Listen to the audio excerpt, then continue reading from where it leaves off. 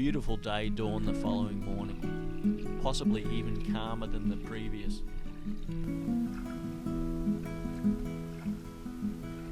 As I paddled out across the lake, it felt like anything was possible.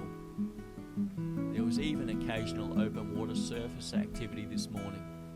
However, the handful of casts I made at these fish were ignored entirely.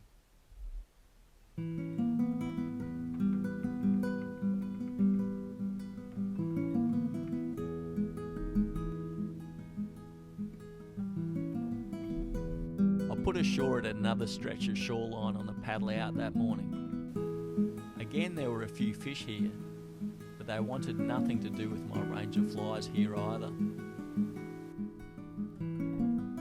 The river was also failing to provide for me with the success I was expecting, but that all changed when I reached the head of the pool that had provided me with a fish the day before.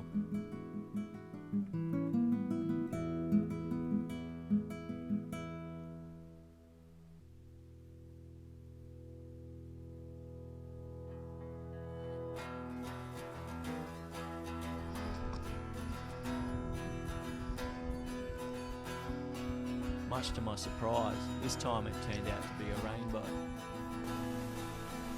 Interestingly enough, this is actually a rainbow. This is the same stretch where I caught the brown yesterday.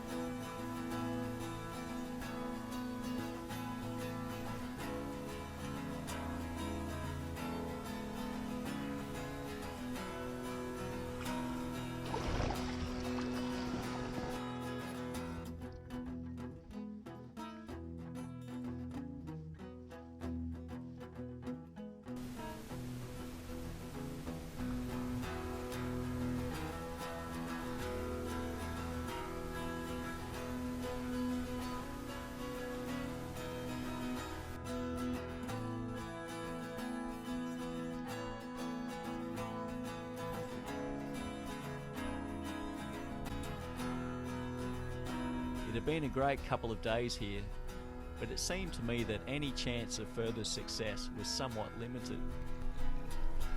I decided that come morning, I would move on to the tributary of another river entirely. The fishing season and my time in New Zealand was drawing to a close by this stage, and I knew that the next river I was going to would be the second last spot I would fish. It took me a while to spot a fish in this stream, but when I did, it was clear that there were some big browns to be found here. It was also clear that they were smart fish. They weren't going to be a pushover.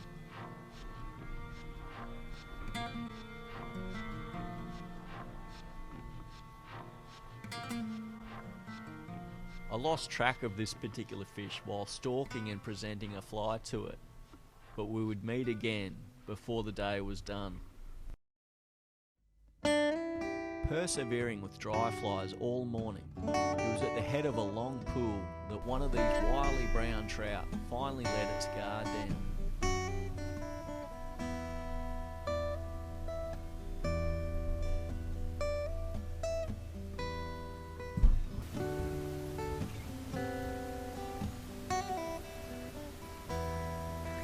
Right here.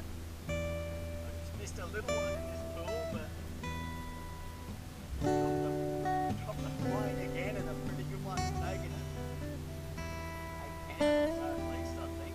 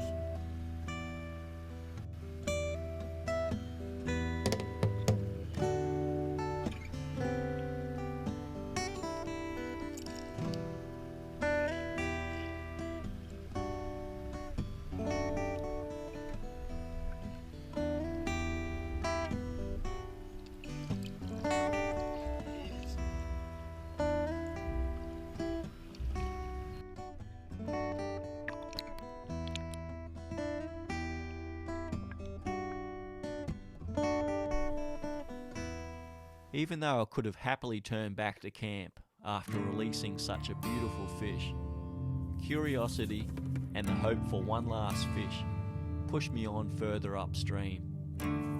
Despite the river looking so good, I hadn't managed to fool another fish before it came time to head back downstream.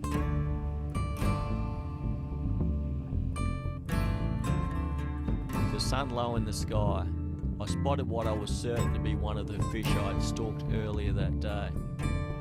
Sipping down the occasional dry, there was no way I could walk past it.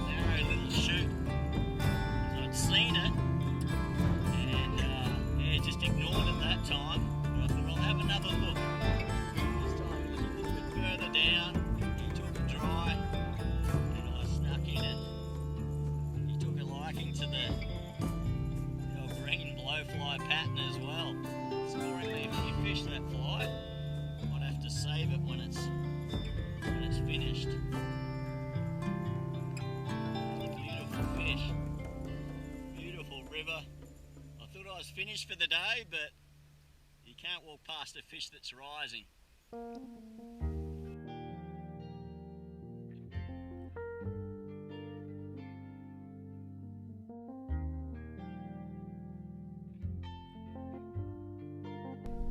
Straight in there. It's where he was sitting just there earlier today. During that fight, he got right in under the bank there. I was lucky to catch that fish. Actually, I had a wind knot in my tippet, and when I saw it rise, I saw a wind knot in my tippet. I thought, oh, I should change that, but nah, can't pass up this fish right now. So, yeah, excellent, great way to finish the day. The second last river I fished on this South Island walkabout had ended up providing me with two of the most memorable fish of my summer. With one last river to go, my hopes were high. Earlier in the summer, it was on this same river that I had managed to catch just 2 brown trout from 3 full days of fishing.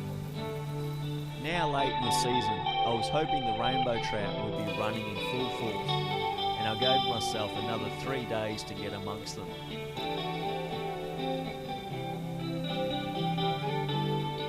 Apart from the Didmo, the river looked excellent, but as the days passed, the fish refused to cooperate.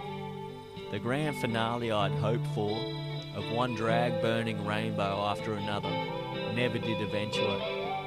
My memory of that kind of action on this river from 10 years earlier was to remain just that, distant memories. In fact, until late in the afternoon on my third and final day, it was looking like a complete whitewash until an obliging rainbow finally saved the day.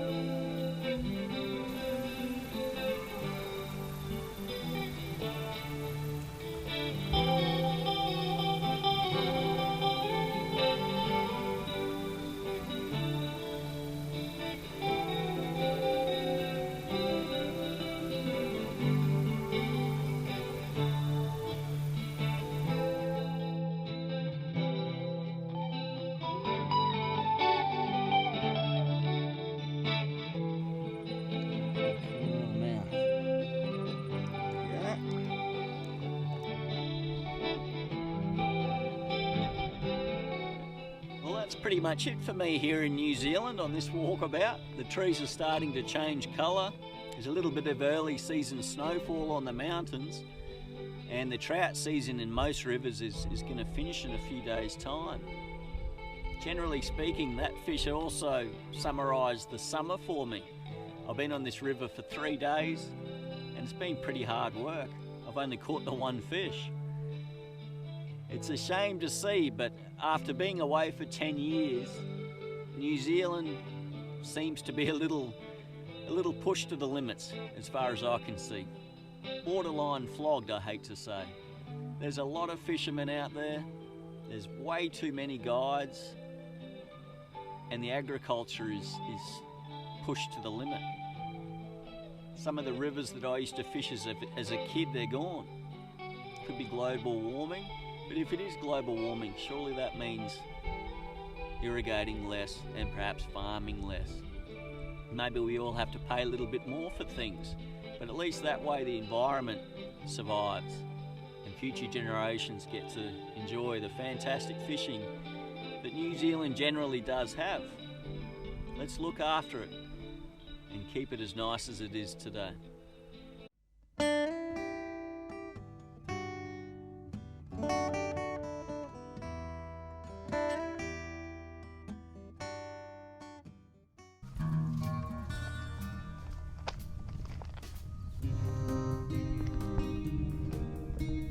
Beautiful. Green New Zealand. I've been coming here all my life. My mother was born here. 40 odd years I've been coming here, and I tell you, it has changed a lot. Haven't been here for 10 years, but even within 10 years, things have changed dramatically. It's kind of sad. Heartbreaking, to be honest. It really is sad. You get your map out and you come out here for a fish, you end up in this. It's just sterile. Very little in there, but a hell of a lot of nitrogen. A lot of weed growth as a result. Somehow there's a few fish in there. Compared to the water I've been fishing the last couple of days, these poor fish, they really have to think about moving house, because I wouldn't want to be living here compared to the nice pristine water that's been looked after.